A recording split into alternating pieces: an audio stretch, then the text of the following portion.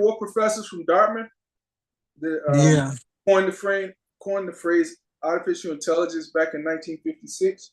When did you go there, Tiny? in 67. Okay, so 10 years later, roughly. Mm-hmm. And they still didn't have a lot of integration, huh? By then. No, 73 was the biggest class. That's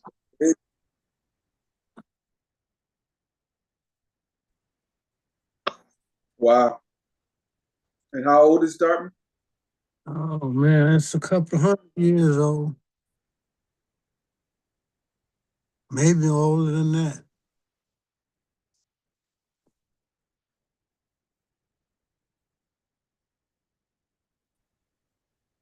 Yeah, probably by now, right?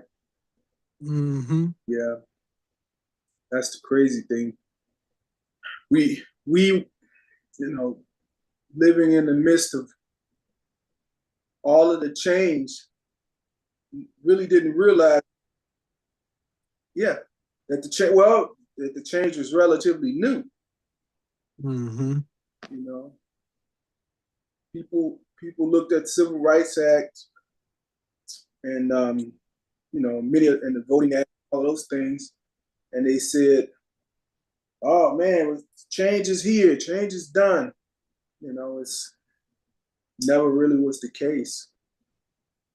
It was an evolutionary thing that transferred over time, and as we see it, we're fighting now just to keep the change that happened over 60 years ago. Mm-hmm.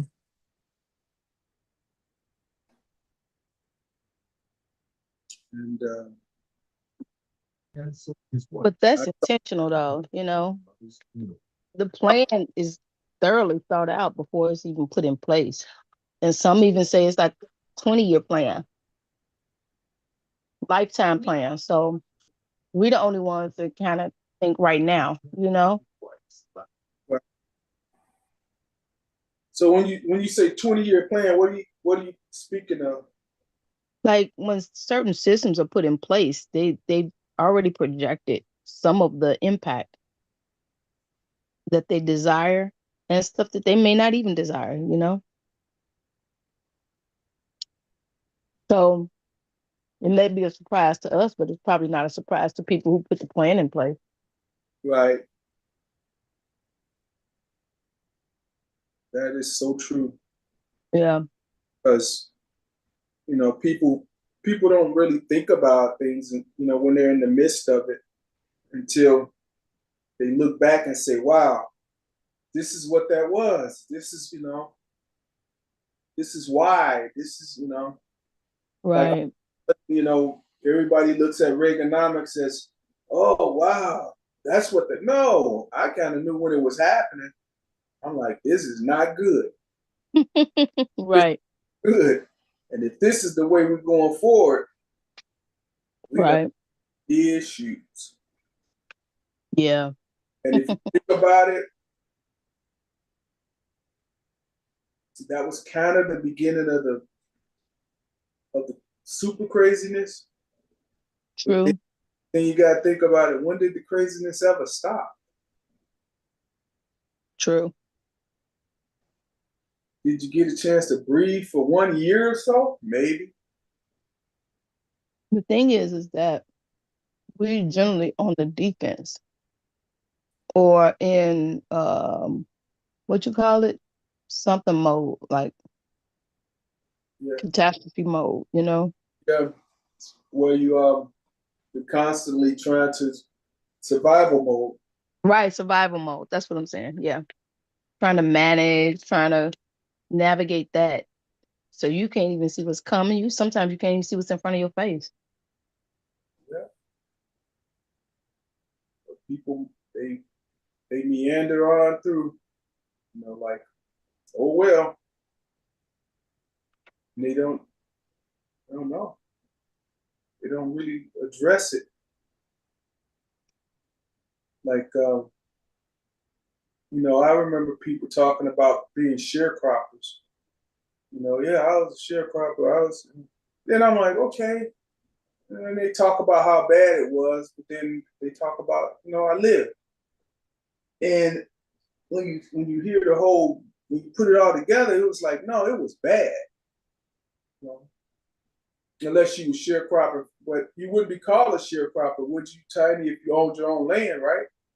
Right. You wouldn't be. You're called a farmer then, right? Right. This is your land. But, Mm-hmm. you know, unlike I know Miss Jacobs said they own their land, not many black people own their own land. And, of course, part of the system that made others rich. And what's amazing about that True. is that we look at how things got really and where I'm going with this, how slavery got transformed to incarceration. You know, Mm-hmm.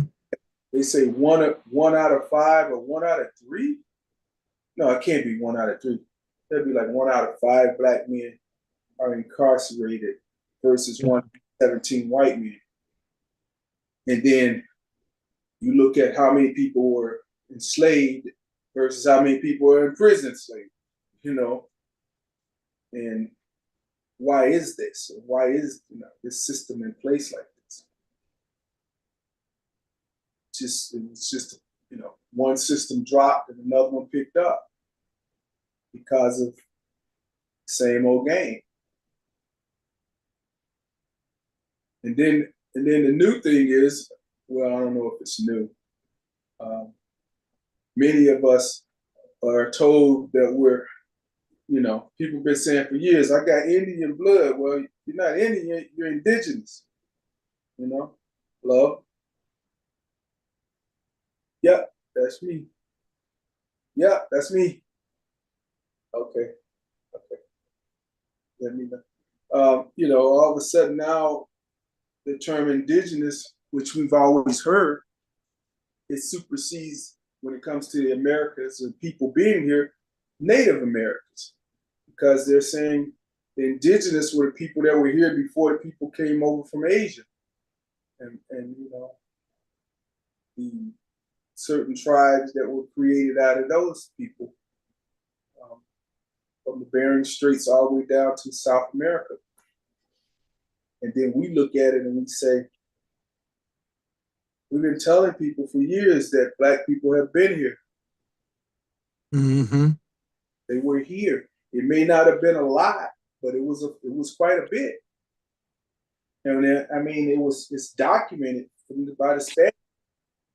The Iroquois, what down in Alabama. Where I'm from, what is Chickasaw? I think it is Chickasaw. Um, who else was there? Obviously, Blackfoot Indian. Duh. Why they call them Blackfoot Indian? Go figure. Blackfeet. Many tribes were indigenous people that were here when the continents divided, And now they could tell by DNA and all this other information that they were long, long before those that came across the Bering Strait that we call Native Americans, natives. Now, did the natives possibly mix with indigenous? More than likely. There were wars between the tribes.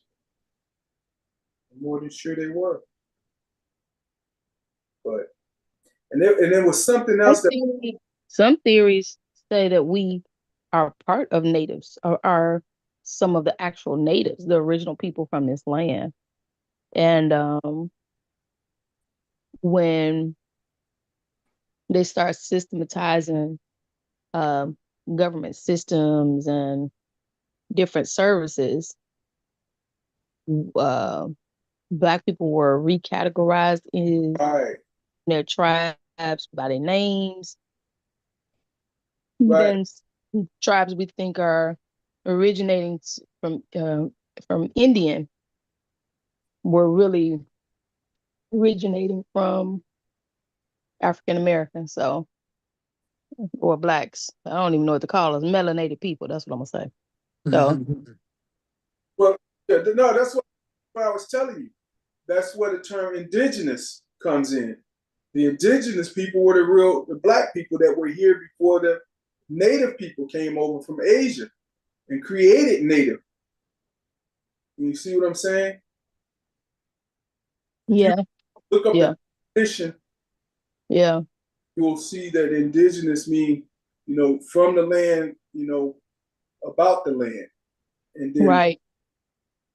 native almost means the same as navigate, or they navigated to this area, and it's obviously a true fact because people always talk about, oh, we got Indian in our blood, and then it's like nobody just kind of start just saying that. They got that from somebody in their family, and which they got it from somebody because the spoken word was the gospel back then, right? When people said something, it meant something. Yeah, that's true. So now all of a sudden, we're talking about native versus indigenous, and we never thought of it. We always thought when they said indigenous or native that it meant people, Indian people that came across the Bering Straits, and that obviously was not true. Hmm. That's, A lot to unpack.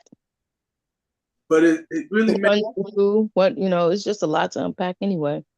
well, what was strange, I remember somebody who was Skip Gates, the historian. He did a genealogy test on one of the one black person, and he said, "Yeah, we're native. We're from here.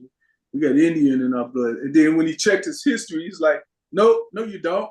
You 100% black from Africa." But what he didn't realize, what he was saying was, what the black actor that was checking his genealogy, what he was saying was true because he got that from his actual people.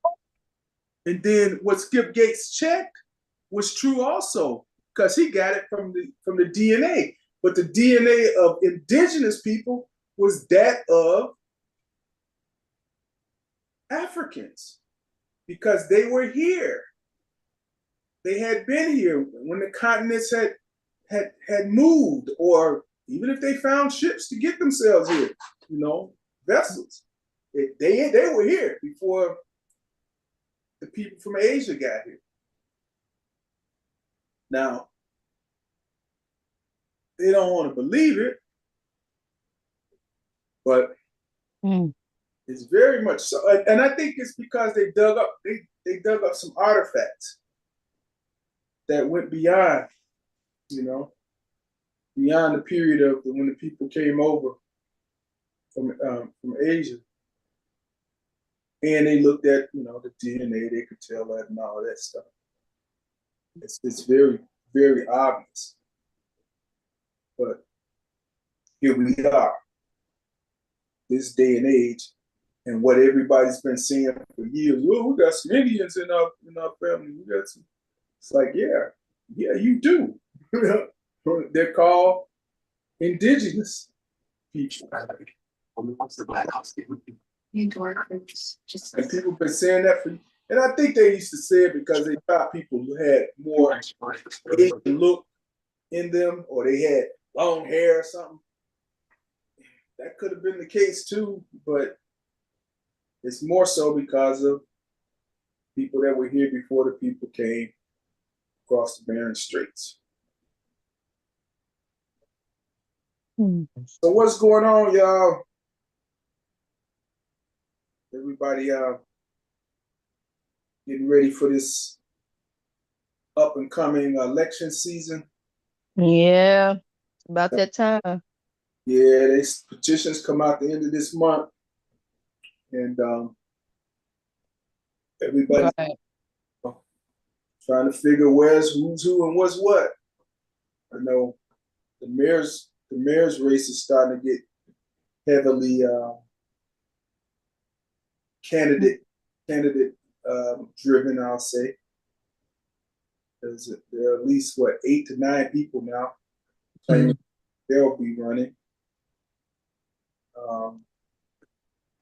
You got to look at the other local races. Automatic 29, 37, 27, 28, and 24 on the west side. I don't know what happened to 36. That's yeah, we totally lost 36 ward. 36 ward was a west side ward. But Yeah, we got to figure out how we gonna get people out to vote, because yeah, this season is wearing people down. well, it's almost to the point where there really isn't how do I put it, a season where there's no election going on. Because you got terms, as they say, then you got runoffs, and then you got the odd years versus even years. Like, I don't know, does everybody realize that senators, their season is every 6 years? The Senate is. Yeah. Senators are every 6 years. Now, I don't know if that's in the local General Assembly, but I know on the federal level, it's definitely 6 years. And then congressmen are every 2 years. Mm-hmm. Then, of course, every 4 years for governors and mayors. I think the governors every 4. And then the mayors and the aldermen and such. Yeah, that election. Governor's 4, right? What is it? Yeah, it's every 4. Then you have commissioners, which are they're in between there somewhere. I'm not sure. I think they're 4. Yeah, they're definitely 4 commissioners. But it seems like we're constantly voting. And as we're constantly voting, people are out there trying to change all of that so that we can't vote, or we can't have the opportunity, or they want to change the rules to the game where just keep me in here, don't worry about me, which is very unconstitutional. But people gonna try. They're gonna try it. Yeah, it's the Yeah. Illinois Voters' Rights Act. We have to try and get something in place that kind of secure voters and protects us from the new boundaries and gerrymandering, all of the above. Yeah, that's the scary part. All of these things go on every day. Voting, referendums and ordinances and a lot of other things, and people don't think it'll affect them. Oh, I'm not worried about that. Well, you do. You need to worry, because your rights will be taken away from you right up under your nose. Mm-hmm. And then it'll be like, what am I? Look what's going on now. They're trying to get rid of the Haitians. They're trying to get rid of Syrians, and then we're just in the dark saying, what's going on? Yeah. Basically, we're saying what's going on. And how do you just tell people you got to get up? You got to get up. When they go back to Haiti, what are they going to do? Yeah, true. What do? They don't have a home there. They might be fortunate if they have relatives, but realistically, what do? Right. I heard they gave an extension on trying to do that. deport Haitians, and they were talking about a lot of Haitian people, unfortunately. But this is America, as they say. This is where we're living, how we're living.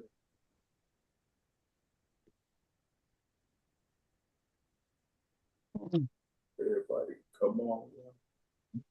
Yeah, it's gonna be a challenge, but we're gonna have to we're gonna work to get people to be more engaged. But this is the question. We keep saying we work to get people engaged, but the reality is we need to work to get young people engaged. Well, yeah, of course. Absolutely. That is the key. That is the issue. I mean, Yeah, absolutely. That can be changing force. But that's what we're gonna start working on, doing a lot of phone banking, a lot of door knocking out in the community, talking about the Voting Rights Act, all of that stuff. right. Because I'm telling you, what's going to move the dial, the needle, as they say, Right. young people. How do we get them to understand that it's your right and Right. right, Right. it's right It's now. a lot. I don't think they understand. Well, you got to think about it. They don't have that base of education. Like some of us had that basic education coming right after the civil rights movement, but then after that, you may have a little bit of a base of that, but eventually that degraded because people started thinking that racism had been resolved through civil rights, and we didn't still have those problems, so the teaching wasn't as intense or even urgent. Even it has disappeared in some way. But how do we prove to people that's the truth, And Yeah. that I mean primarily younger people. How do we prove it to them? Because the way I see it, I think they overlook it. I think they don't see. They don't want to see. They want Yeah. to see that, oh, that was old. That was no. It's all relevant. Everything is relevant. You know. Yeah.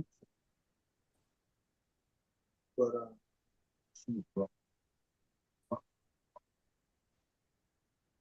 It is a task to do it. you know what? You know what's strange?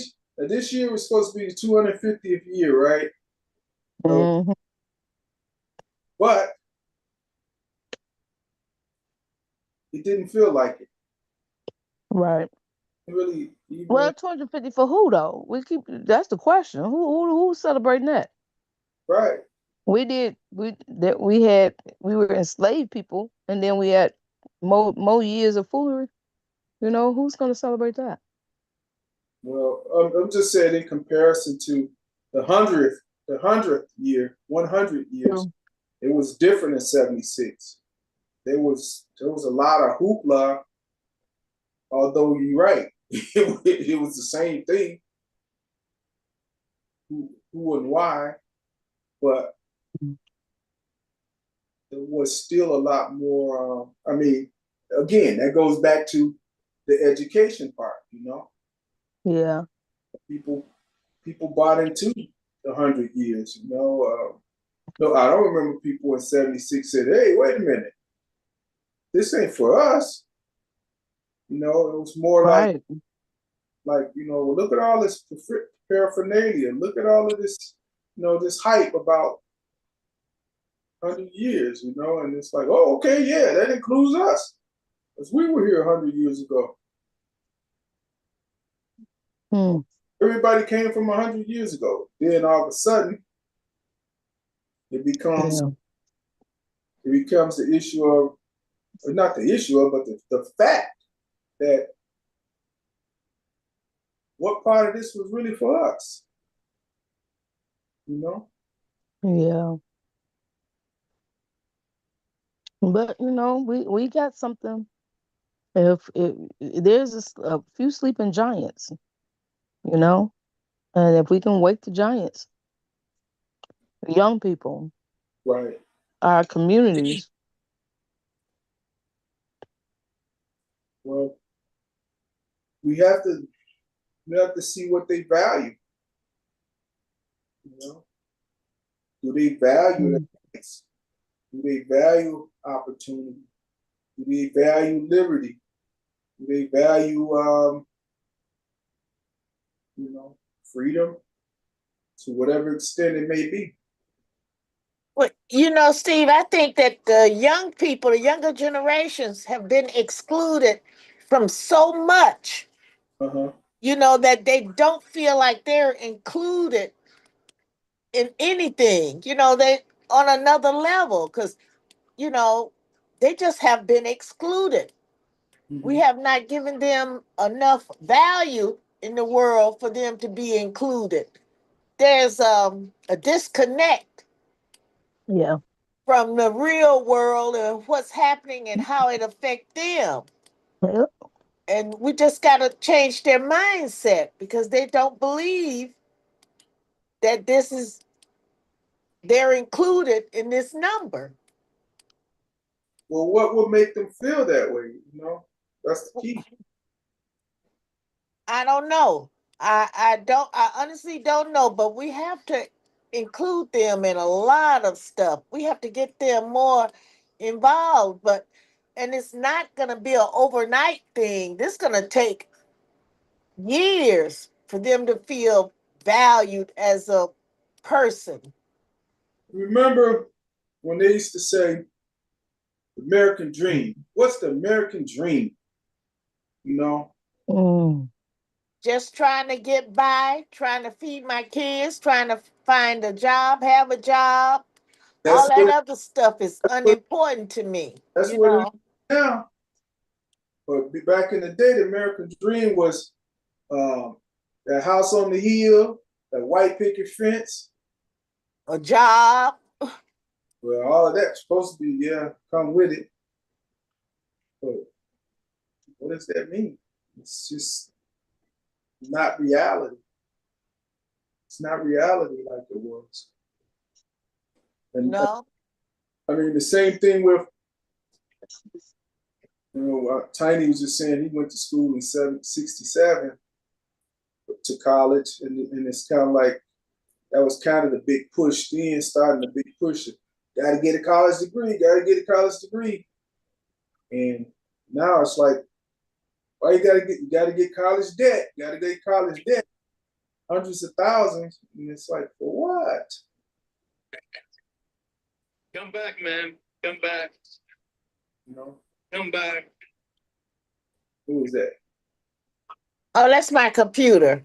Oh, yeah, Mhm. that. How many people we know had degrees in the 70s, 80s, and then by the time you got to the 90s, they couldn't even get a job, you know? Right. And that's one of the biggest problems because, we were always taught that if you get an education, get a good degree, get a degree, you have a good job. But But that turned out to be a big fat lie, yeah, and that's what we based, because I know that's what I told my kid. And that's what I really believed in until reality hit me that it has nothing to do with your educational credentials, but it had to do with who you know and how you have what you had to offer them, in the workforce area. It just was not true, and it was too difficult for people younger than my daughter to transition into that belief. Because look now you can get a good job with just a high school diploma if you're the right color. the reality is we should have been teaching people, especially black people, to go, if you're going to go to college, go to school so you can be a business, so you can start your own business. Can you imagine? Or get a skill. Or get a skill. and start your own business. Again. Why, your mama out there? Oh, I gotta my Susie out here to get the kids. I'll Okay. be back. Okay. Yeah, I mean, if that was the direction, just imagine how many strong black businesses we would still have. Who would ever thought the hair care business wouldn't be ours? You know, after all of these years, Afro Sheen and Afro Sheen products, it's not owned by black people.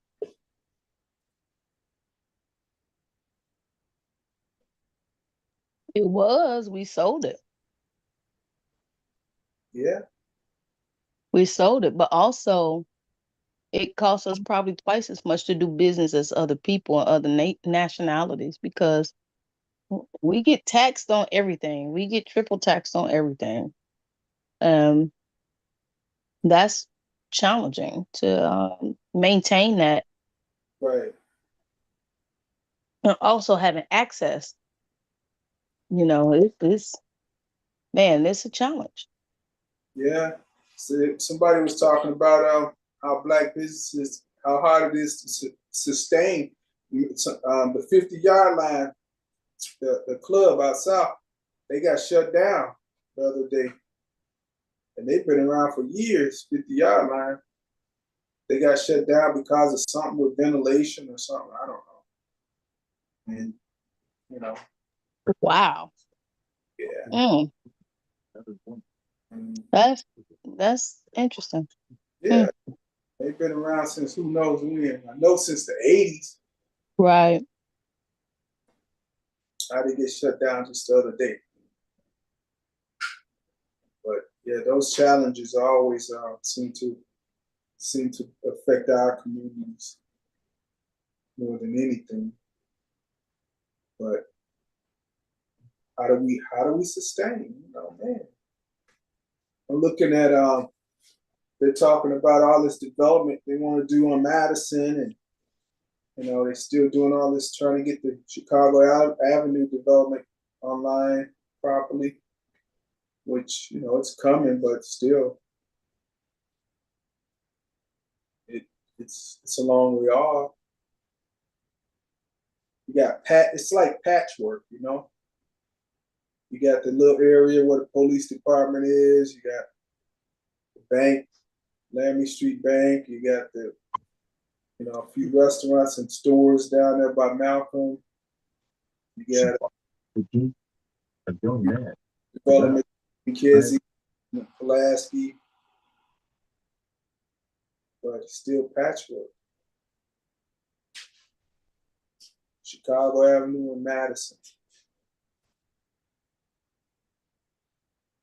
needs a lot more going on and fast, a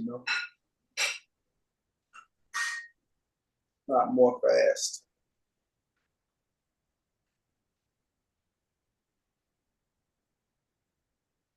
I was gonna say, I would have thought I would have thought that Lake Street, it's kind of hard. I guess it's kind of hard on Lake Street. Because Lake Street is kind of confined to the train, restricted to where the train is.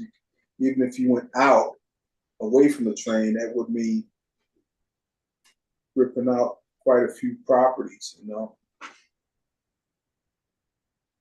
major properties. And I don't think that's going to happen.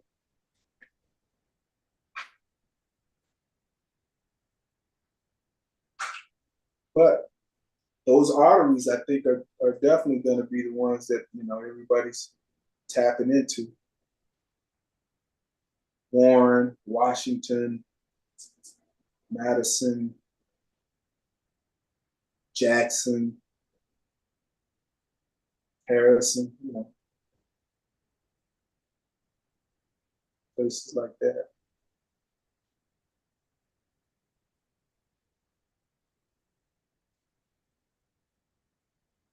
What else we got on?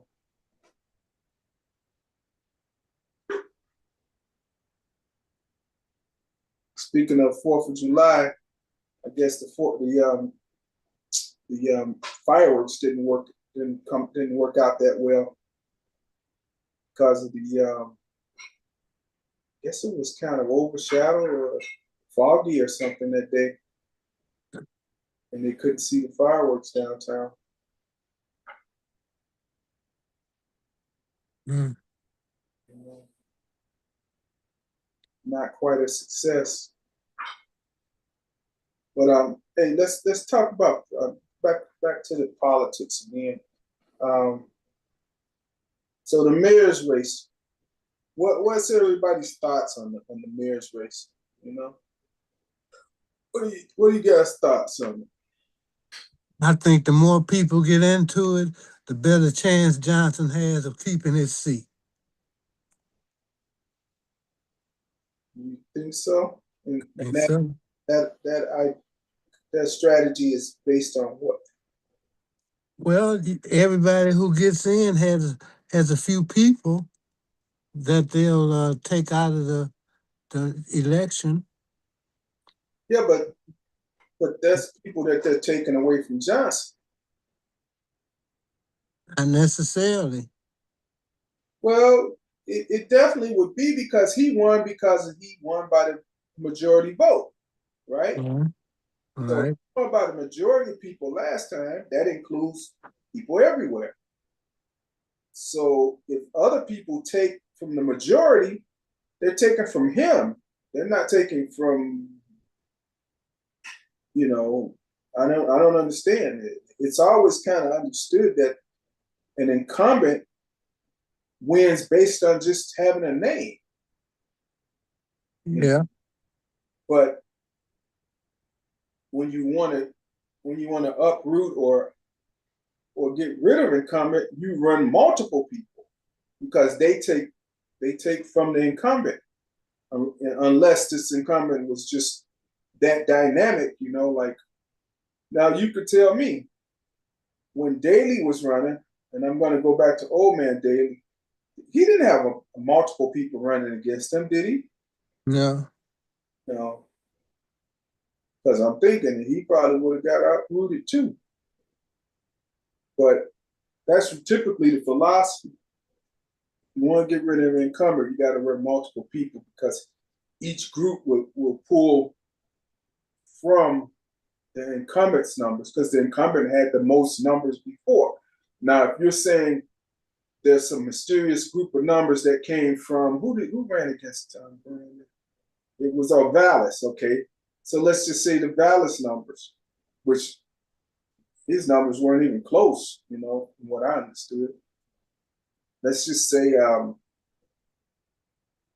people pull from Vallis numbers, okay, but his numbers weren't even closer to Brandon's numbers, right? So they pull from Vallis numbers, and they pull from Brandon's numbers. Somebody's gonna equal. They're gonna go into a runoff because the numbers are gonna come almost equal. Unless you're thinking,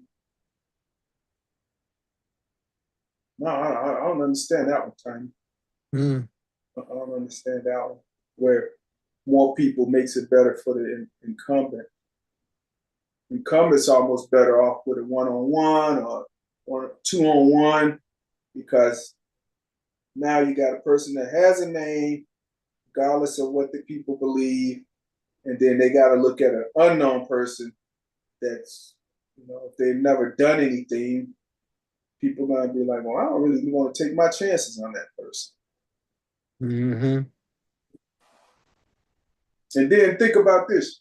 If the incumbent being Brandon Johnson, and there were 10 other people running, and you being a voter and I being a voter, we say, wow, it's 10 more people out here to vote for. What would your thought be? I'm not going to vote for any of them because I don't know anything about them, or what? people don't think, they don't think it through like that.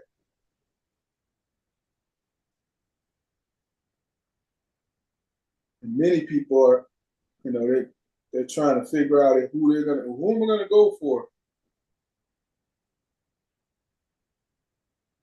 You got people that came out of Brandon's camp that's running, Yeah. But that's to say, who would know? Who would know? Nobody.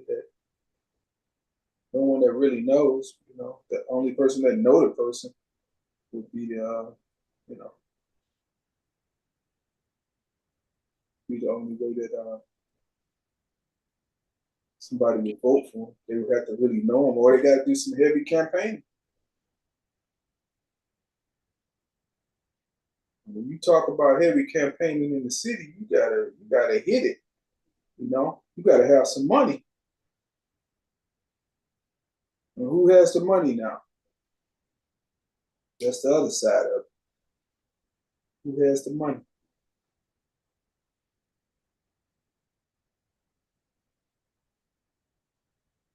What's going on, Barry? Hey, Steve. How you doing? Good, good. I think I'm going to have to get off by 8, so just to let you know. And as far as the mayoral election, as you know, I don't follow that stuff at all. So, but no, period. And I wanted to tell you the way I look at it, which is that this is really a difficult time that we're all going through. Right. And I think what matters is how can we get past this time and have people be okay, at least okay, and who's and what makes sense in Right. order for that to happen. And what do you mean by what makes sense? In other words,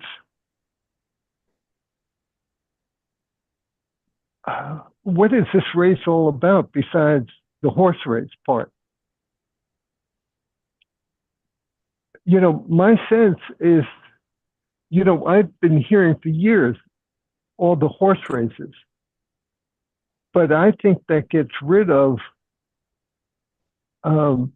that political power is very important to people's everyday lives. Mm-hmm.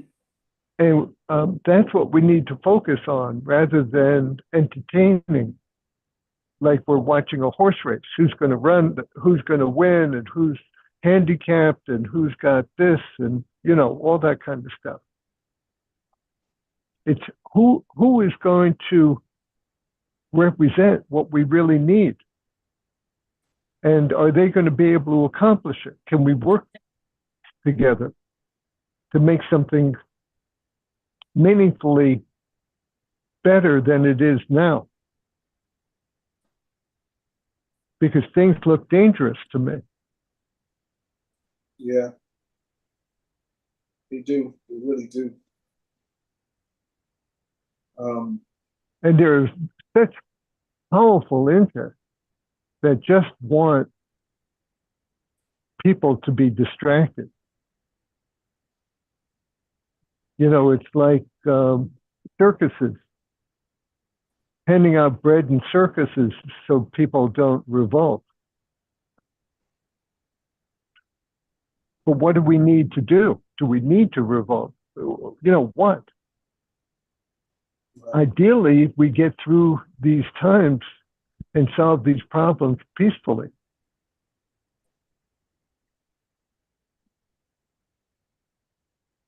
So that's how I begin to look at it. And, my hope is is that we can build momentum for the work we're doing. And get through to the people to say, you know, we need real change. We don't need more bullshit, because bullshit isn't, you can't eat it. Right. Don't pay the bills.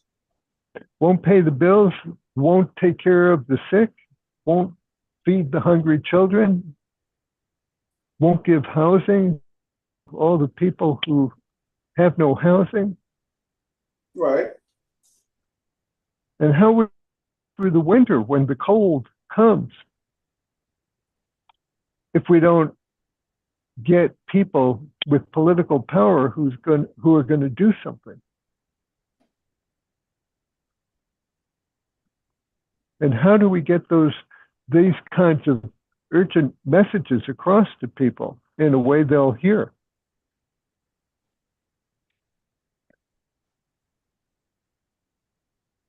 How do we move the masses? Huh?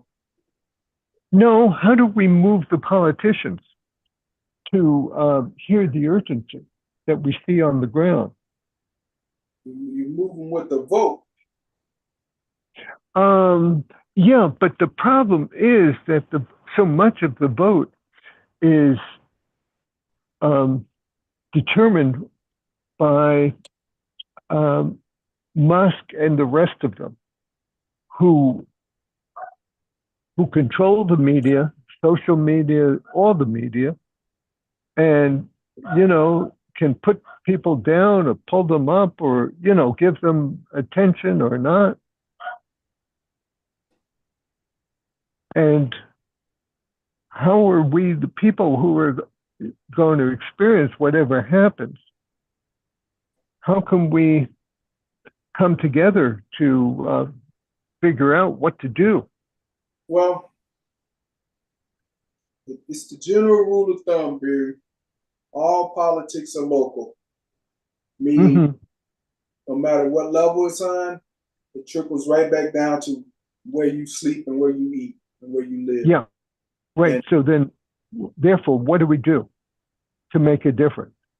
Well, unfortunately, I hate that you think that is people believe that Musk controls it all, but the minute that you don't eat and the minute that you don't have Oh yeah, right. But but you're not going to take away the food before the election. What? You're not going to take away the food, and they're not going to take the real cuts until after the election. But people are feeling it. They've been feeling it. Right. So why would you not think? I mean, who said? Well, you got to tell me. Maybe I'm misunderstanding. Who's running around saying he's the hero? Because people are feeling it. I mean, the first thing you do when you're not eating or you can't make it, you say, "Why am I like this? Who's doing this? Where's this coming from?" You don't say, "Oh, right. I'm just going to keep moving on without trying to, Right. So what is going on? What's your sense of where people are? Shit, people are seriously. I mean, when Dr. Orr got on, I said, what's going on? She said, what's going on? I said, everybody's hanging. And she said, yeah, that's it. People are just hanging on a limb, and everybody's feeling it. And they're definitely not saying, well, let's support the rich, let's support Elon, and Elon's helping us. Oh, no, that's not the way it's going to play out. Nobody's voting for Elon. But whether what happens with who's running against Brandon and all that kind of stuff, the rich control, Elon and the rest of the super wealthy have so much power over that. So what do you think where are they going to shift their power? Because it definitely ain't going to go to Brandon. Well, if the powerful don't want Brandon, what do we want? I think that's the main question is, what do we want? Right. And I know what my personal answer is. And that's what I'm You saying. know, People are going to make decisions based on their situation, and the people that's in a real bad situation are going to be the ones that want to change what was, you know? yeah, but the problem is it's all fragmented. What do you mean? It's not like we're huddling together and saying what is our next move. It's this one's going to vote for this and that one's going to vote for that, and it'll be the same old thing, and they'll be influenced by their fear, their isolation, or their connections, and what they hear about, whether they're hearing it from people like you or whether they're going to primarily get it from watching the news on TV or wherever, or Facebook. Yeah, but you got to realize they learn, they're habitual, you know? They learn from their habits. Yeah, but these are exceptional times now, I think. And, so what I'm saying is, I think people like the people on the call and others need to come together and figure out, well, what is it that we want? Tiny, what is it that you want of whoever the mayor is going to? Well, peace.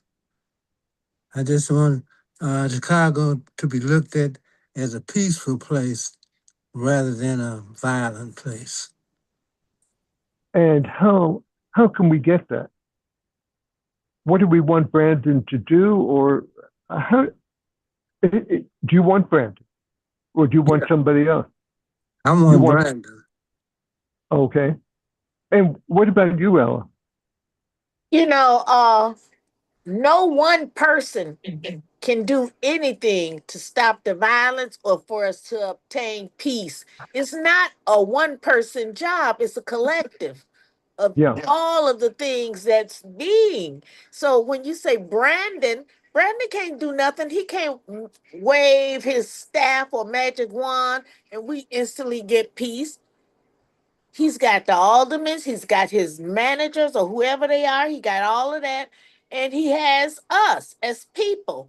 Now, I'm not sure who can give us peace or who can even put plans in action where we can obtain peace.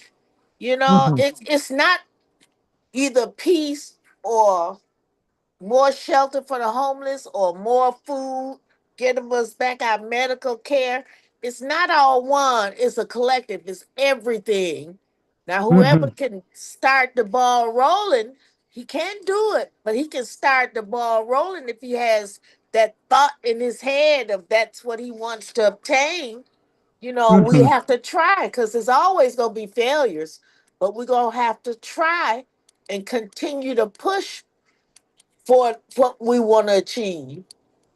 So that's not a simple question. And it's not a one-man project. It's everybody. If he listens. Now, he's got people he listens to, but I just don't know if they're giving him good counsel or not. I don't know. Well, I believe if he can foster the I want to say the community or the feelings or the actual ability to make these changes with people that know how to do it, then it can happen. Make what changes? Whatever changes that are needed. I mean, there are people out here that can make these things happen. Like Ella said, it's not just the city. Yeah, I agree with Ella, but I see is there aren't enough dollars, and there are going to be fewer dollars, and people can't afford more taxes. And that's a fundamental problem. And I don't think Brandon sees a way to get more dollars. Well, But I don't follow what he's doing. well, dollars help in some sense, but strategy and ability to make things happen help in other sense. Because a lot of times, the more money you throw at it, don't necessarily mean it's going to work. Yeah. We've seen that before. Mm-hmm. So what I'm saying is, there are people, there are strategies, there are things that are already in place. If he just creates the ability to build those relationships with them and help foster that atmosphere, let's call it, then I think it could work out. It's all about just, what they say, it's not so much how you do it, it's who you're doing it with and what you got them, what they bring to the table to make it happen. It could happen. I mean, everything is subjective in my mind. Trust me. I look at things that have been going on. There's a young man on the west side right now. He's building homes. He's building some extraordinary homes. Yeah, they're a little pricey, but what he's doing besides just building. Whom you talking about? His name is Lawan Williams, and I think his last name's Williams. That's his relative's name, so I think it is. But he's building these homes over in Lawndale, and he's training young people. He's telling young people, if you want to learn, come on, I'll teach you how to do these things. I'm a builder. I'm a builder, developer. And just come on, and I'll help you. He did a little field trip with the kids from Sumner School. Went to Sumner. We did a field trip to show them the new homes, and they were amazed. Oh, what's that? How do you get this? What was here before? Oh, just dirt. It takes that, man. And he can't be. Let me see. The one's got to be maybe 35. Maybe, yeah. But that's just a few homes. That's what, 30 homes? How many has? How many? Yep. And even if he did double, whatever it is, it's so tiny compared to the size of the problem. Yeah, but you push on. You do more. You double. You triple. You keep moving. You teach others to do it. And well, I don't.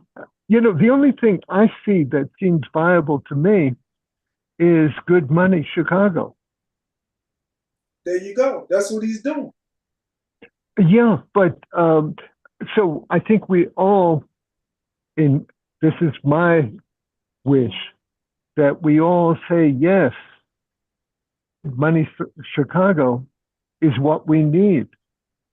And we want, parking tickets to be able to be paid for with community service hours and that kind of stuff. And the parking tickets, we want that because that's a step towards Good Money Chicago. I'm sure that can happen. Tiny, Ella, do you guys know what I'm talking about when I say Chicago?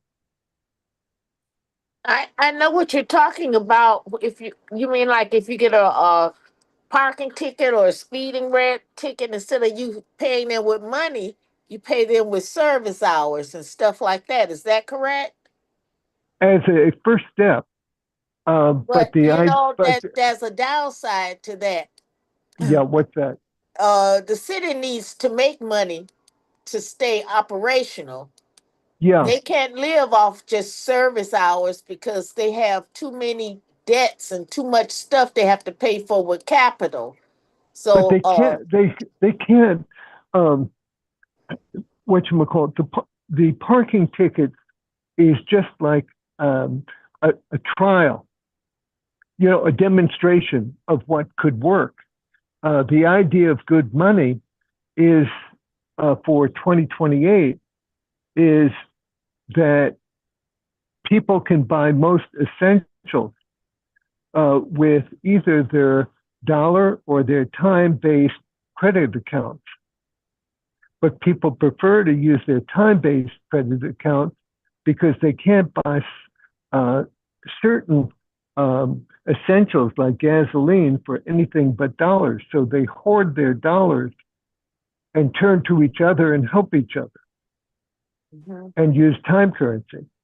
So that's the broad picture of and like Steve said in our meeting last month, if people were doing that and were kind and supportive of each other, and that was common, then there'd be plenty of everything.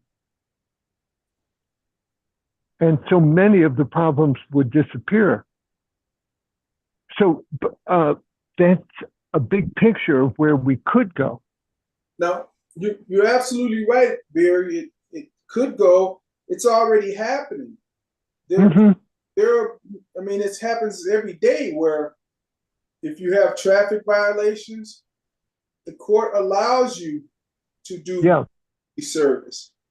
Yeah, but the idea of this, the significance of it, is to call it a step towards good money, because the parking ticket, like Ella said, the city can't afford to not have dollars. We've got something that's going to get more people working and more people helping each other, so it becomes common. You know what? You just made me think about something. The parking meters in Chicago are owned by the Saudis. So if they own the parking meters, they also own the ability. They don't get to collect the violations, I don't think. They can't collect the violations. They can only collect the fees, if I'm not mistaken. Yeah, I don't think they can collect the violations. Violations are still collectible by the city. But something to be checked into. But again, I definitely think it's most doable to start with parking violations. Like DeAndre said, they're starting something. They're trying to pass an ordinance or not an ordinance, but the ability to take care of some of these violations, like noise violations and parking tickets, by doing volunteerism and taking it out of the the realm of the billing department and whatever else it ends up having to be involved when it's like that. Well, we're talking about the mayor's race and and who's going to be the leader of the city. And at the same time, we're in such treacherous times, and so many people are hanging on and not sure about the future. But the way the powerful want it, we're going to get less and less, because the powerful want more and more. So what I'm saying is, this is only a step in the direction of valuing everybody and getting everybody to help each other, and helping each other in this vision of good money becomes a job. It's not just incidental to grow the food that we'll need, and we need to repair the houses, house the young people who are unhealthy. that's untenable. We can't have a culture where we're going to treat young people like that.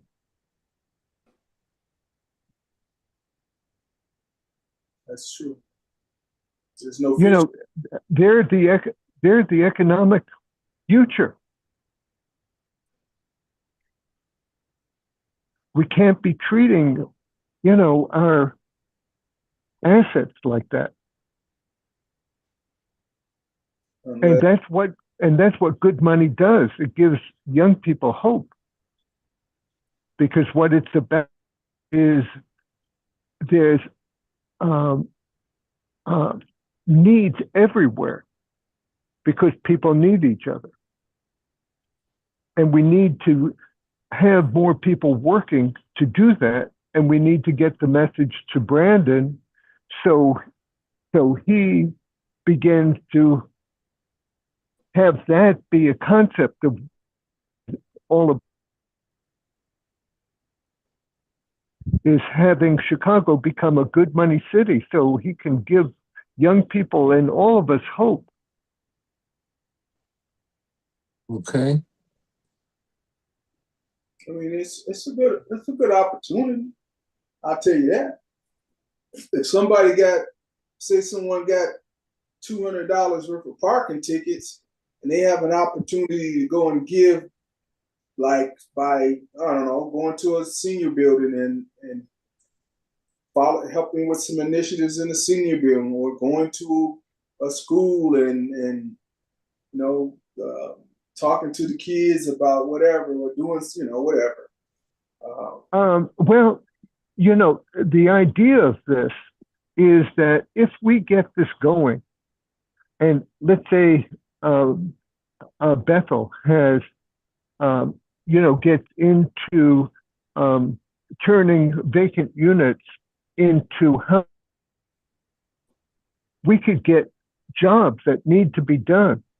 So it wouldn't be random jobs. So, you know, being nice to seniors or something like that, it would be important work that needs to be done. We need to fix up these units so people get housing. And we got to get it done right away. Because otherwise, the young people, you know, we're treating them like shit. Yeah. Ella, Tiny, what do you guys think about what I'm proposing? Well, it sounds good to me. Well, it's called Good Money Chicago. Mhm. And I think we need to be using that phrase. And we need to get that phrase, we need to get some political people using that phrase. Mm-hmm. Ella, what do you think? Oh, no, I really don't know. The concept sounds good. In a utopian society, it sounds good. But the way our society is, You're breaking up. You're it's breaking up. I can't understand you. oh, wait, I think that's my air conditioner. But It's your side, Barry, because we heard her pretty well. Go ahead, Ellen. okay, in a utopian society where everybody had good thoughts and had looking out for each other, that it probably will work. But the reality is we don't have a utopian society, we have a corrupt society. Steve, did you say something? Huh? This isn't utopian. This is parking ticket. And it's been No, done but the before. idea is based on people doing the right thing. No, they would have jobs. And if they want time currency, they've got to earn it. It's not a free lunch. Okay. You know, It's we a need good those thought. It's a housing good thought. It's a fixed up good so thought. people have shelter. Okay. Right. And so I think it's called Good Money Chicago 2028. And that's what we need we need to be saying that. I hope Steve will say it, Good Money Chicago 2028, and Okay. Chantel and the older people, and we all need to be saying this is what we want, Okay. because we want something that's going to give all of us hope and mobilize us to get to work, because we don't have long to get this done. Well, I just gave the example. Because essentially, the very wealthy are looking at enslaving it. What? No, I just gave the example of what DeAndre was proposing. What'd you say, Steve? I said I just gave the example of what DeAndre was. Yeah, And then you had to talk yeah, about it, right? yeah. And I'm supposed to propose it using, the parking tickets, community service hours as a step towards peace, towards Good Money Chicago.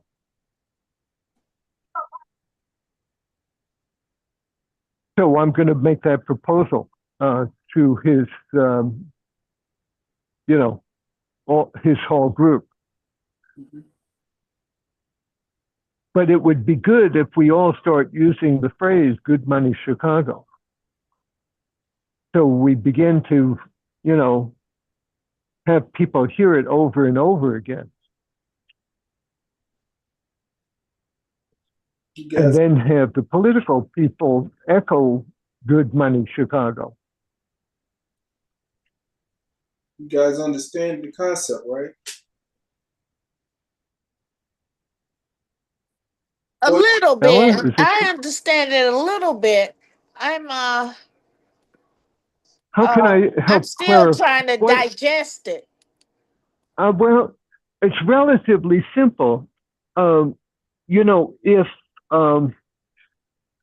oh, here's an example. I haven't spoken to Bethel, and I'm going to talk to Mary Nelson hopefully on Monday or Tuesday, and I'll get her reaction to it. But the idea is that if we've got housing units that are vacant, that we put people to work fixing up those housing units, and that part of the rent for them is paid for by the work they put in. So they work on, it's like Steve sometimes rents a place, right, Steve, where if the tenant does part of the work, you give them a credit on the rent. Is that right? um, mm, I Have you have worked out anything along those lines where if the things, but tenant does some of the work not that particularly, reduces what? not particularly for renting an apartment, but I've done some things with people, otherwise for event space or something they wanted to do. Mm-hmm. But So see, where you're trading a service. well, this is where it gets a little sketchy with people, and I'm going to tell you from a landlord's perspective and anybody that owns property. When you tell a person part of your rent is how you take care of the property, the first thing they do is they start slacking up on doing what needs to be done. Now you got Yeah, to argue with them about, hey, I thought you were going to keep the grass cut. I thought you were going to keep the garbage picked up. And yeah. now, well, then if you're not going to do it, I'm going to have to charge you the whole rent so I can pay somebody to do it, because it happens like that. Oh, you're breaking up. Did everybody hear me? Steve, I I hear can't you. understand you. You're I breaking hear up. you. It's your end, Barry, that's kind of breaking up because Oh, you can hear? Okay. everybody else heard me. That's where Oh, sorry. it's sketchy, man. That happens like that. I've seen it too many times where you just don't, that dedicated person to do it, they start slacking. And they have to be told Yeah. back in line. And you got to be on top of them, of course. But Well, here's the deal that's a little different. Here, you would have to fix up the place in order to be habitable. Now that's the other side, because unless you're a master carpenter, electrician, plumber, and all of that, no landlord or owner is just going to do that, because you can end up worse than you ever were by having some clown come in there and jack your place up. You know? No. It would have to be under the supervision of somebody with skill. We can't have untrained people doing even painting. You need somebody who has experience to say this is what you got to do, and no, that's not good enough, or whatever. Right. And if it's not good enough, they're out. Well, if you had somebody that was supervising them that had those skill sets, that would be totally different. But then, well, that's the way you'd have to set it up. That it can't all be unskilled work. But the fundamental idea of trying to explain it to Ella is that you have to earn the time credit, because it becomes money. And then you can spend it, in the case of the housing, after you earn it. Yeah. It could be earned on other things probably and transferred. That'll be the better. Yeah. Well, for the insurance and paying skilled workers to supervise, that may take dollars or partly dollars or whatever seems, whatever we can work out. Ella, is the idea of this clear enough, or is it still muddy to you? It's getting there. I'm digesting it. So it's getting there. It's treating time. If you work, people have jobs, and their job is to work either by the hour or full-time, whatever the arrangement is. But it boils down to it's converting hours into dollars. Okay.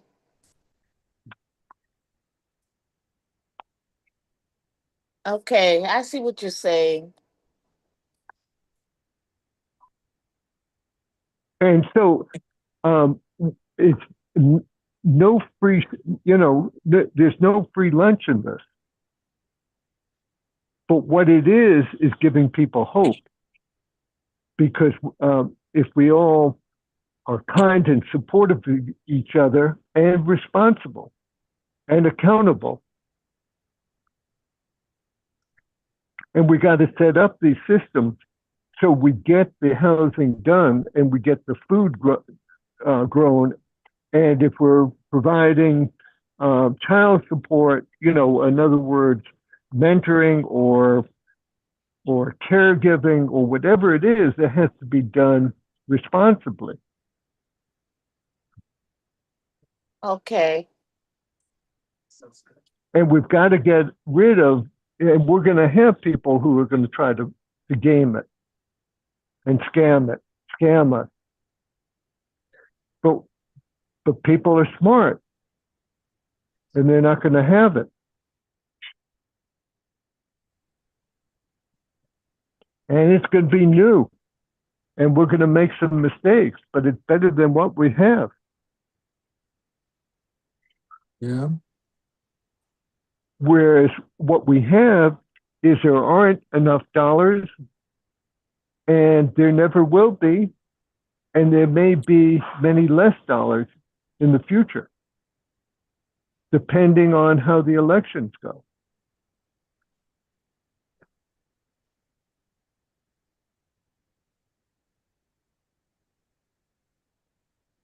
Well, let me say this. We got to start looking at something. Every little bit counts. I think it's a step in the right direction towards helping in some way. Yeah, Steve, this is to me, we're, like the fourth quarter. We're in the last 10 minutes of a championship basketball game. And, we got to go out there and mobilize and, say, increase our energy and say, we can do this. Yeah. But again, it's not cut and dry. We can chant the mantra all we want, but we gotta get people to do it. And I think the best thing that's on the table right now is what you and DeAndre talked about, what he's proposing for the city and with the traffic tickets. That's a good start. I mean, if you really want to say good money in Chicago is working, we could say it's been working because they've always had a program where you can go in and do community service. I have had people to do community service. Yeah, but no, that's all fine and good, and we could probably get that done. But that's what I'm saying is the election's going on now. We're talking about the election coming up. Now's the time when we can begin to get the message to Brandon. Yes, we want parking tickets paid with community service hours. But that's just step one. What we really must have is Good Money Chicago, where the city really gets behind this. And they pay everything. Right? No, because there's no free lunch on this. It's if the city allows more stuff to be paid for with time, that means people need to be able to get, employees maybe to take part of their salary as in time currency. And that's not going to be easy. But what I'm saying is all of these things we need to work out, and that's why there's no time to waste.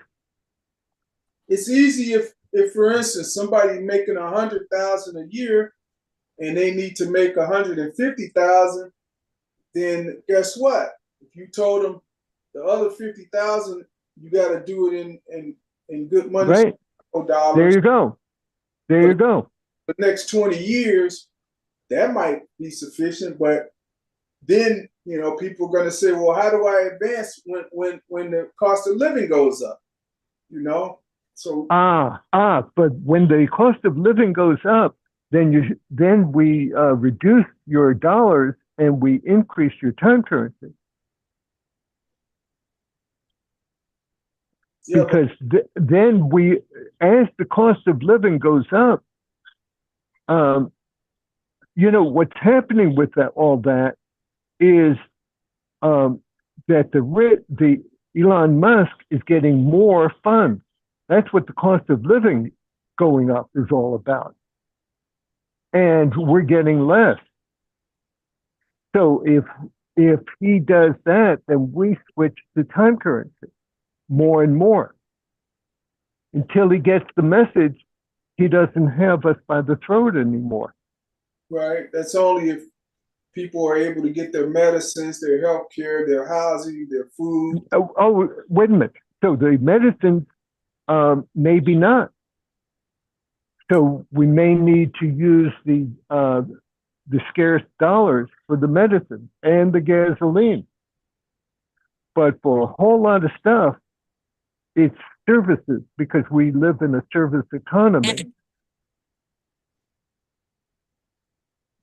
Somebody say something? No, no one did. I think it would probably be a great idea based on if you look at the system like in China. In China, they don't use currency anymore. They use all digital money. And well, that's what time is. It's digital. Right. So that's what That's what we're doing, is saying we don't have to be restricted. We can, instead of going through the banking system where the banks screw us, we don't convert it to dollars. We keep it in time currency.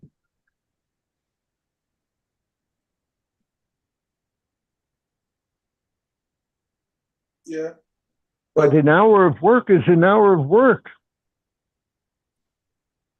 and Yeah. it's to our advantage. So all I'm trying to say is, right away, I mean, we can work out. There's so many details, but those details are like opportunities for people to work out these details, and pay them to work out the details.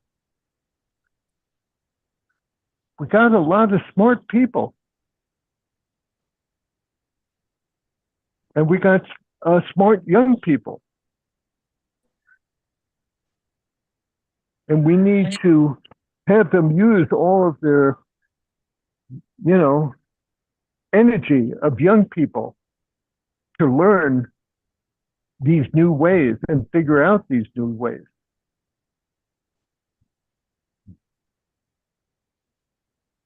Yeah. But the bottom line is, I think we all need to say we need Good Money Chicago in 2 years, and work out the details. Just get it done. That's the thing. Without having something that mandates, like for instance, if you look at every dollar has "In God We Trust," and it's backed by the Federal Reserve, which is backed by nothing but people's trust. Used to be backed by gold, but it's more. And it's being, essentially all this money stuff is play money. And instead of it being a traditional US dollar, it's Musk play money. You can call it Musk dollars or something. But time is precious to everyone. And that's real. That, if you need to define why you keep saying Musk dollars. Why you keep calling it Musk dollars? Because he has so much power. He's got so much money, and he's going to get more and more of it if he has his way. And he'll buy the politicians, and they'll change the rules so he gets more and you get less. And we don't have an alternative if we don't go with good money.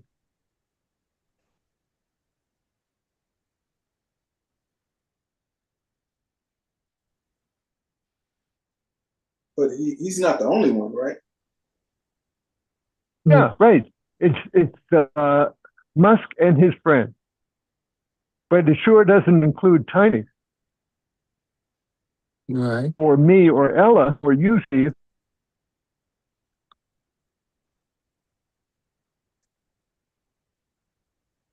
Tiny, Ella, does any of this make sense to you?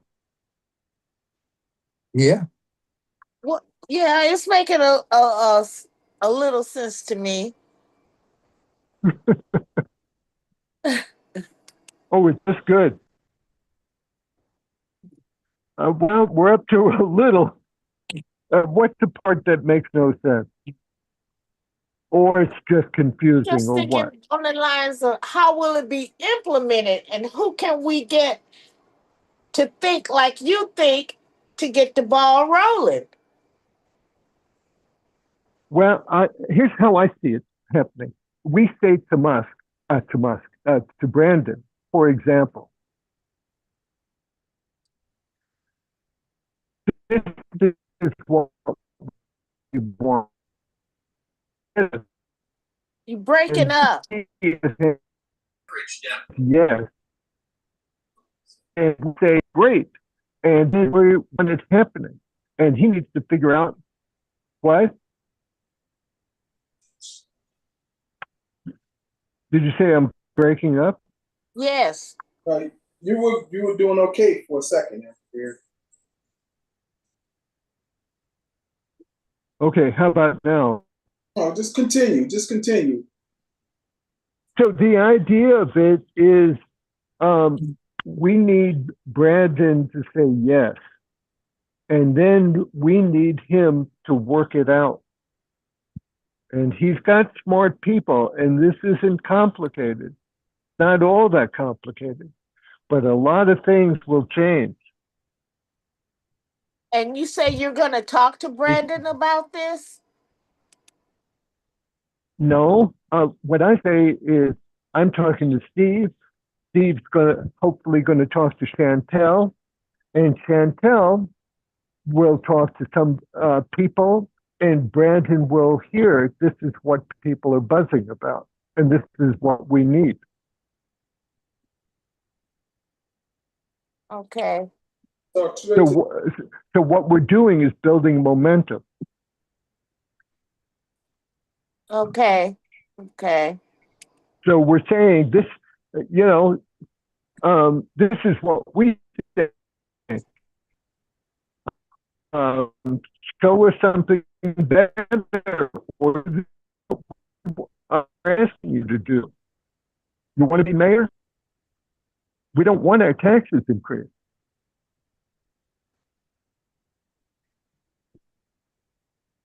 I think any alternative to helping people in a desperate times will be good. As long as it's, people understand it. Well, once it starts rolling, it's going to be just as obvious as using the dollar. But at the beginning, it's going to be different. Just like when we first had credit cards. Remember those days with the carbon paper? Right. Right. But we've come a long way since carbon paper. And there were incentives that the credit card company gave us. So we may have to do all those things to get people to do this stuff, to start using this new way of doing it. But people will have another way of getting what they need if they don't have enough money for things like food or housing. The idea that if you put in the time, you can earn what you need to get housing. And then we've got to work it out about how we're going to get the housing done. And how are we going to train the people?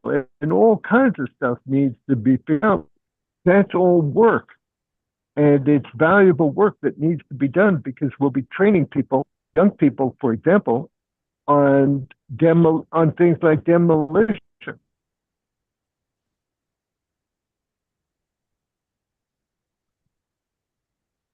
And getting people used to stuff that's needed to do work done. Because there's a lot that needs to be done, but we can do it, especially if we've got hope and people saying, yes, we can do this. In order for Brandon to agree with that, he's going to look for numbers. How many people are for this plan? And the first thing he's going to tell Chantel or whoever takes it to him is that you have to get a petition and see how many people want this to go, because he's a numbers man.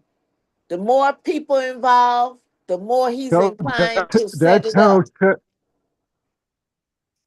So that's how.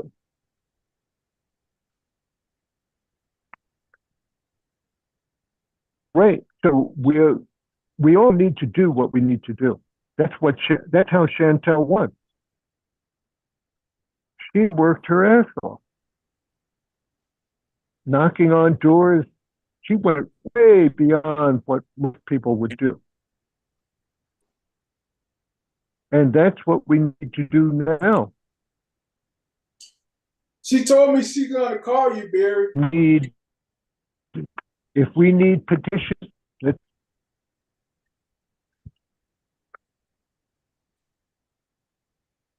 but the opportunity is tremendous, because what we're going for is flourishing West Side rather than survival only.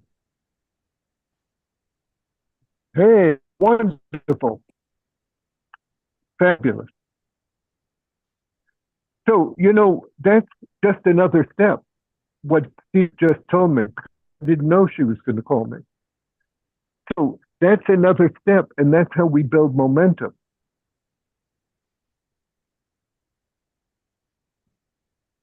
And I'm talking to DeAndre's, what do they call them, counselors? District district counselors, only because Steve mentioned it to DeAndre, and then I spoke to DeAndre. So that's how this thing happens, is momentum. And Steve is listening to you, Tiny, and you, Ella, and depending on your reaction, that gives him more of the sense of whether this is viable. Because if you think this is bullshit, then, Steve's going to think that too. But if you think this is the way we need to go, we'll work out the details and work out whatever.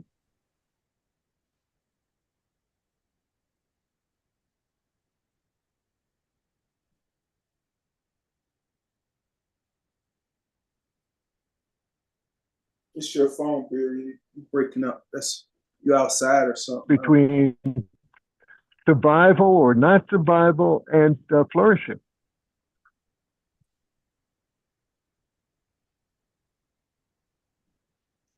So I say, let's go for flourishing.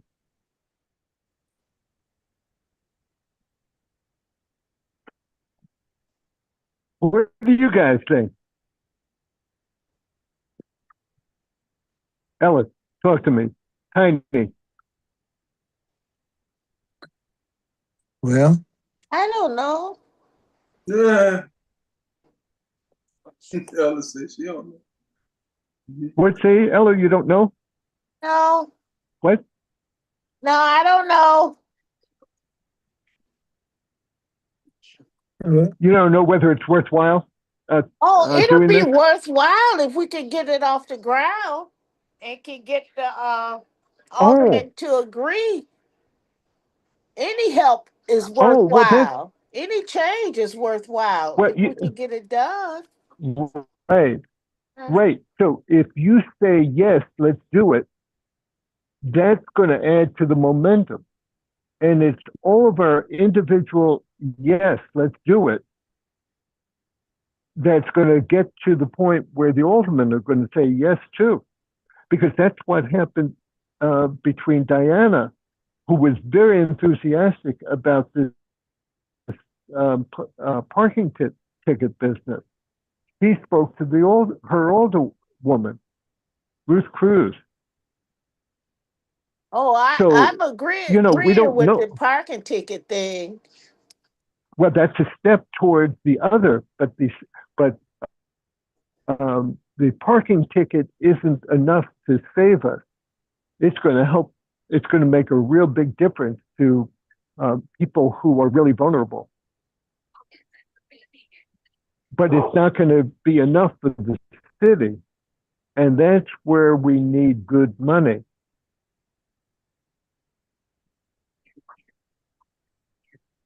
So in other words, Ella, what it comes down to is if you say, yes, we can do it, let's do it. Let's give it a try. Let's go in this direction. And same with you, Tiny. Mm-hmm.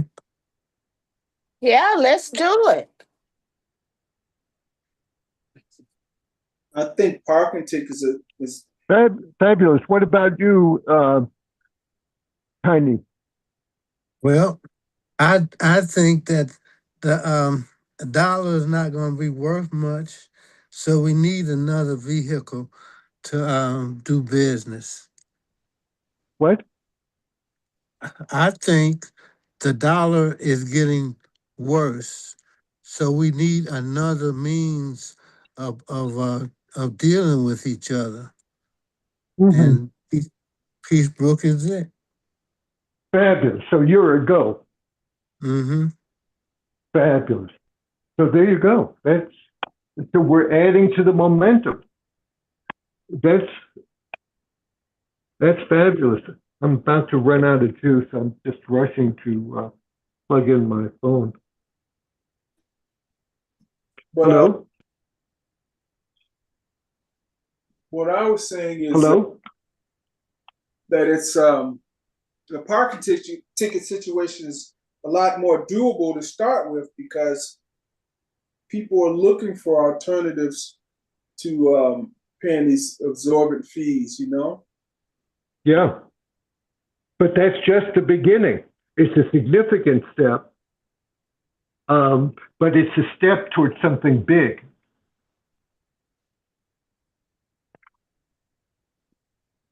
Yeah.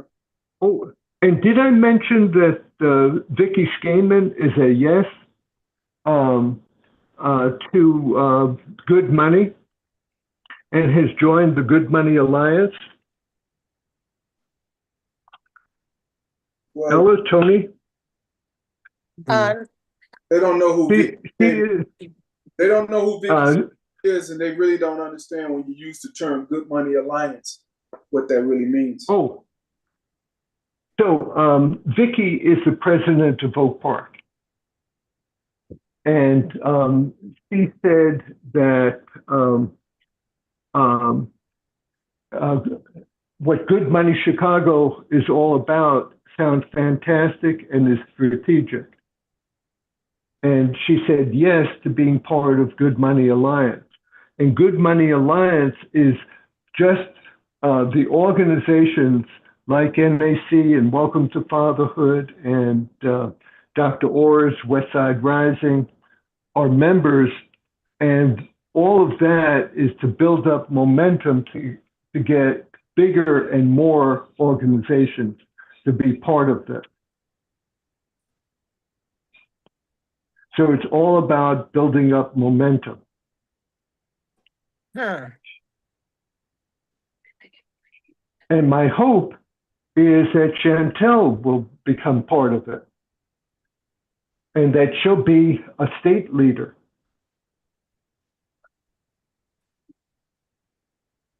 And help lead us in this direction of Good Money Chicago, because it can change everything, I believe.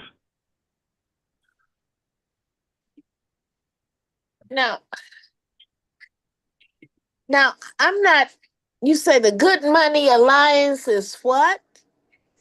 Good Money Alliance is just individuals and organizations that say yes, we support having Good Money Chicago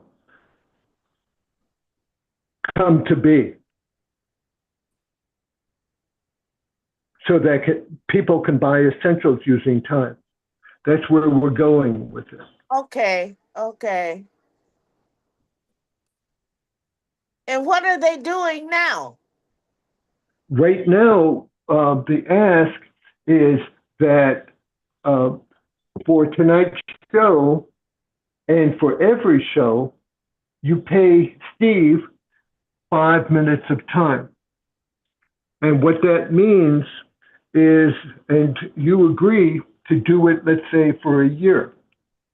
So what you would be doing is saying, I'm paying Steve 5 minutes of time each month and it would be automatically deducted from my time account. And what that means is every month, your obligation is to help somebody for at least 5 minutes and mark it down. Okay. And if you don't do it, nobody's going to knock on your door and lock you up. That's not the idea of this. The idea of this is it's a start to have us have supportive accountability, where the idea is we want people to be accountable and for them to help somebody at least 5 minutes every month and to record the transaction. And the idea of this is to buddy up with someone and the two of you help each other be accountable and do what you say you'll do.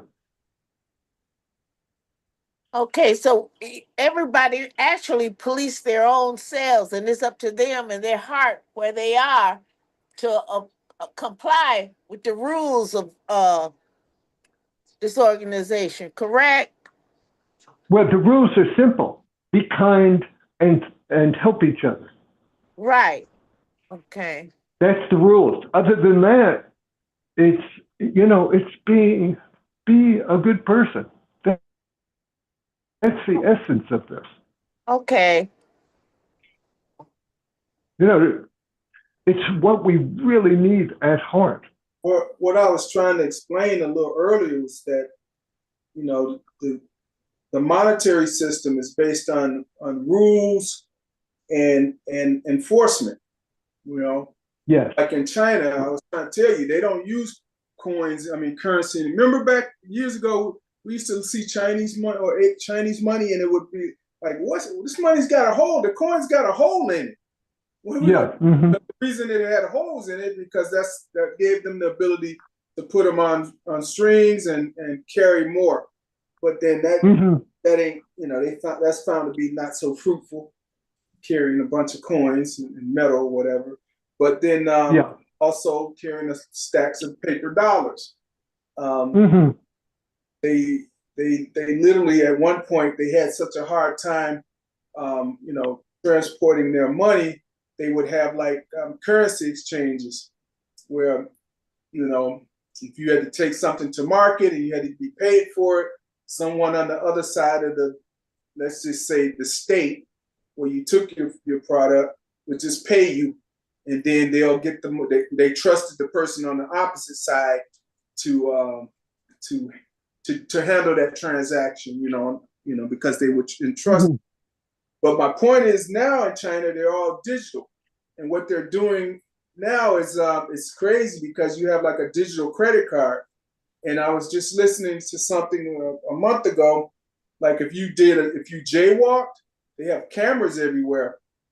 And if you jaywalk, they would automatically pick up on your face or pick up on your phone, and you would get debited for the infraction. Say, I don't know, say it was $10 or whatever. If you jaywalk, you get and no, they actually went towards your digital credit. Yeah, your credit score. That's what they tied it to, your credit score. So it made it more of a penalty, so that, you know, if you were trying to keep a certain score, you would think otherwise about jaywalking again.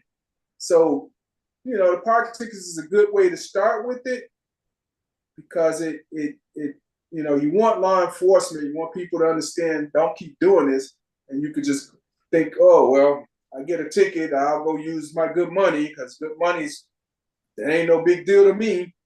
You know, you gotta make it so it's something that makes it a penalty also, and it looks as if, you know, if you think good money is just going to be something where it's like, yeah, it's not as the value ain't as much as what I worked hard for, you know, $75 or $100 or whatever it is, but I'll opt out to do good money because, you know what, it doesn't take that much from me. You can't make it easy like that, you know.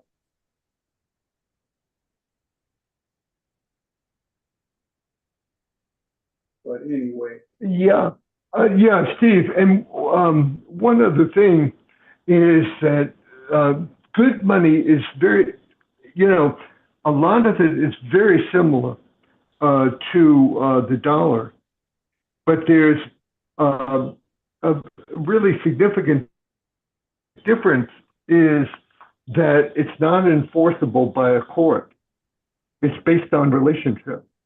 So there's, and in relationship, you got to be decent with each other. yeah, If somebody screws you, people know. And so you can't take them to court, but you say, hey, I'm not dealing with this guy anymore, or I am, you know, whatever. yeah. But that's the only difference. There's only one court. There are millions of people, and they'll figure, I'll just go to the next person and use them too. I'll use that one, and I'll keep using people to, I keep getting what I want. Yeah, so that's, and that's going to happen, and that's all part of what we've got to figure out. And that's work that somebody's got to do. And we pay them to do it. We pay them in time currency. Yeah. So what happens is we're not going to get replaced by AI taking our jobs Right. because we need each other. And AI isn't going to do it. Right. So, I'm on Zoom, YouTube. What? I'm on. Let me call you back.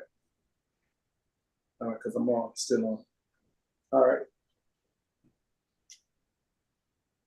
But yeah, I mean, I hate to say this, Barry, but those little idiosyncrasies, that's the stuff that people want worked out.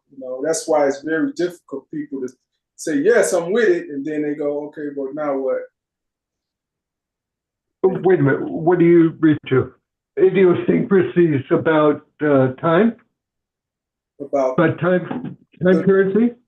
good money utilization. Oh, yeah. I mean, there are going to be problems. This isn't going to be easy peasy. We're going to take baby steps,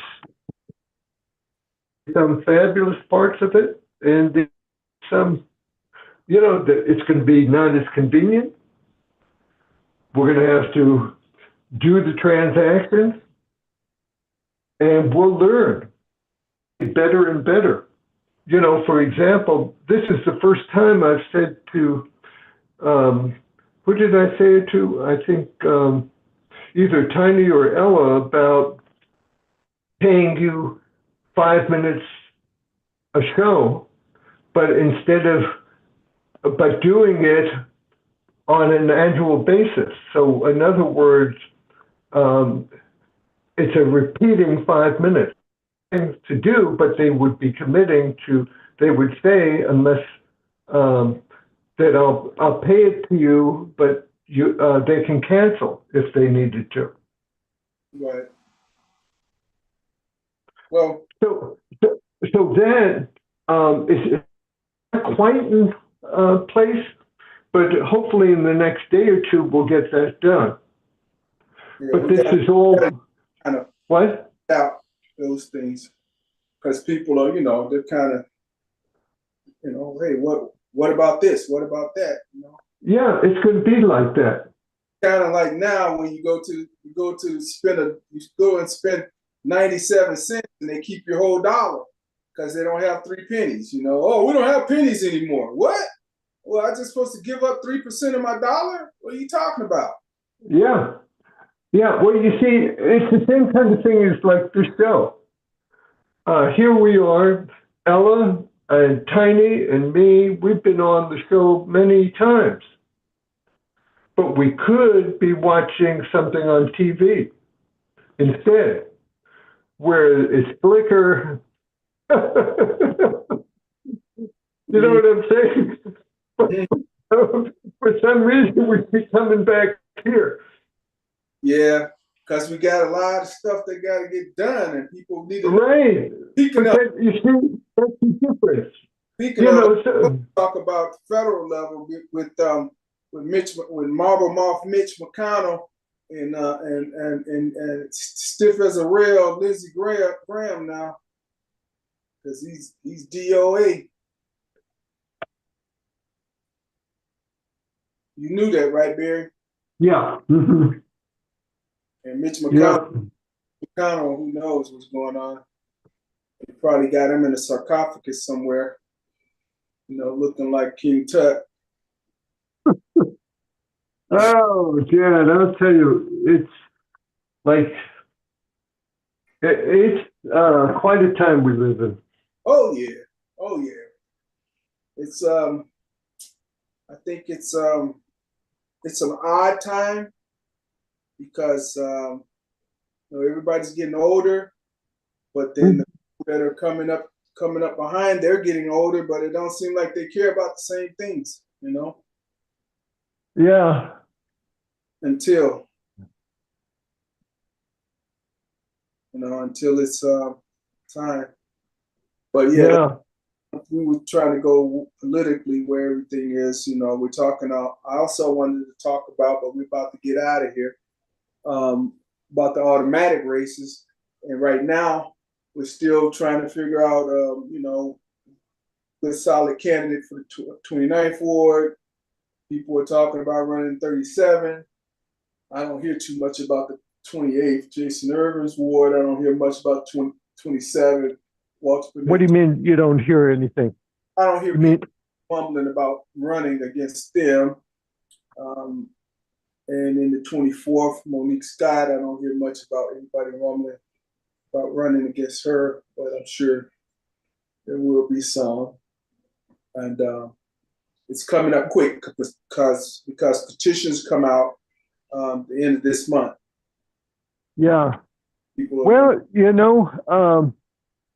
with all the stuff that we're in an early stage for, I would, I think we should be putting out the good money message to every race to say to people, this is what we want, and get on board. And the parking tickets is just a step towards that.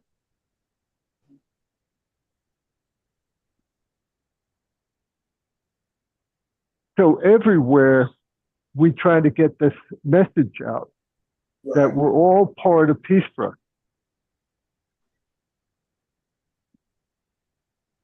Absolutely. Well, I'm going to Peacebrook out of here because it's almost 30. But I got a question. When are we supposed to have the meeting with the ministers? With the ministers? Yeah. Oh, I hadn't heard. I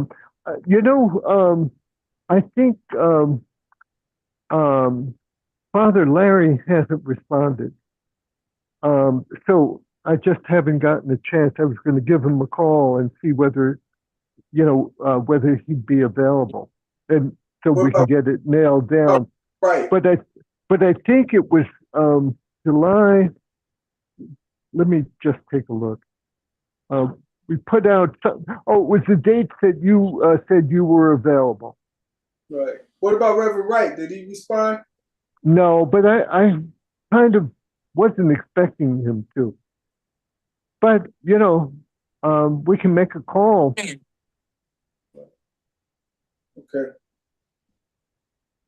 No doubt, y'all.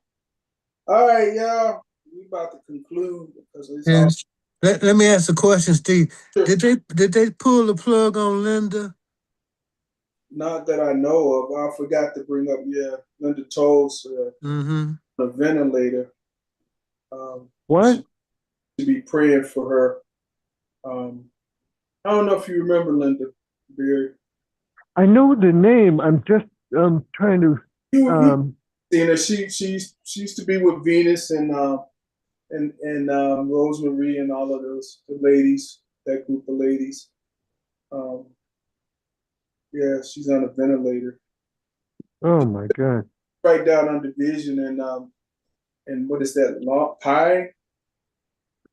Right down the street there.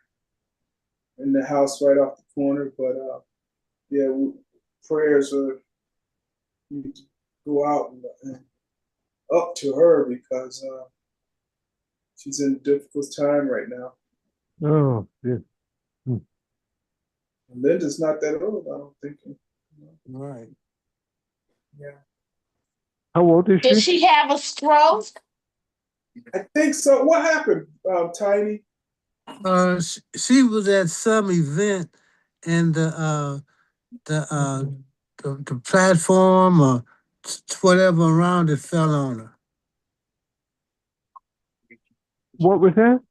Say it again, Tiny. She was at some event. I think she was working with Bill, and and a scaffold or something fell and hit her in the head. Oh my Oh my. God. Really? Mm-hmm. Recently?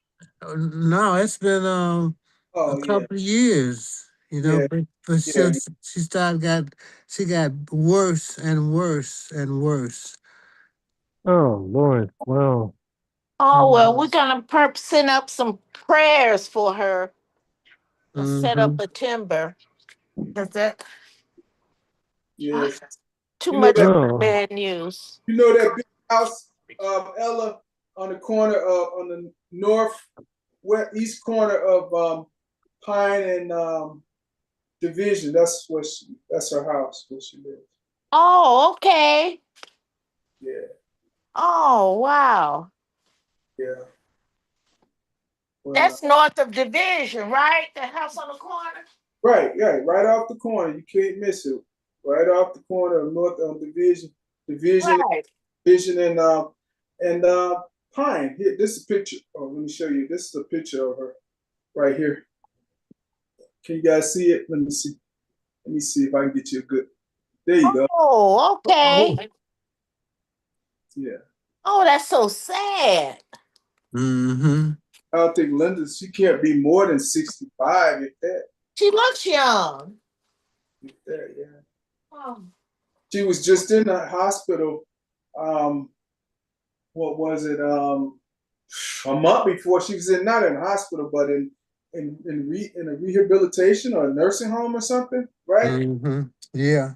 And they were trying to get her. She got out and went home, and I talked to her on the phone. And then all of a sudden, I get the call. She's in the hospital. No, what is it? The one in Humble Park. I forgot the name of the hospital. Swedish Covenant. Yeah, yeah, yeah. That's it. Mm-hmm. Oh, yeah, Oh wow. but prayers go out and hope that she can get better, man, because she's been fighting, like Tiny said, for a while with situations. You know, it's Oh wow. funny because I got like 10 pictures of her. It's like popping up.